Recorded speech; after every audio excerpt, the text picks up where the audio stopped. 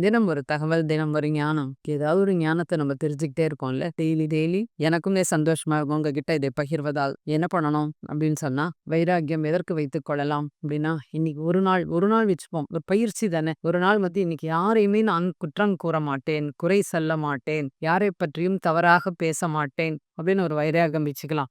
காத்தாலேருந்து night வரைக்கும் நம்ம அத எப்படி பயிற்சி பண்றோம் அப்படின்னு பார்க்கலாம்.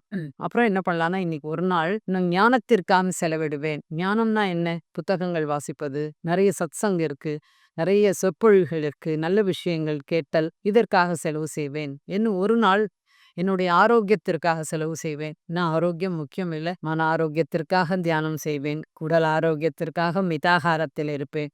பழங்கள் எடுத்துக்கொள்வேன். உடற்பயிற்சி செய்வேன். கண்டிப்பாக. ஏன்னா வைராக்கியம் வச்சுருவோம். அடுத்த நாள் அத செய்றோமா இல்லையான்னு தெரியாது. அதனால செய்ய வேண்டும். அதற்கப்புறம் வந்து என்ன பண்ணணும்னா, தொடர்ந்து 3 மணி நேரம் தான் தியானம் இருக்க போறேன் இன்னைக்கு. கண்டிப்பா செய்ய போறேன் அப்படின்ற ஒரு வைராக்கியம். அதற்கப்புறம் நெறைய பேருக்கு எனக்கு தெரிந்த ஞானத்தை பகிர்வேன். தியானத்தை நெறைய பேருக்கு சொல்லித் தருவேன். இன்னைக்கு 2 பேருக்காவது சொல்லி தரணும்ப்பா நான் கண்டிப்பா. அப்படின்னு சொல்ல ஒரு வைராக்கியம். வைராக்கியம் வைத்துக் கொள்வது பெரிதல்ல.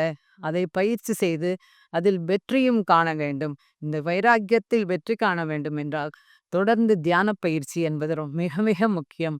செய்யும்பொழுது மனம் போன போக்கில் நாம் போக மாட்டோம்.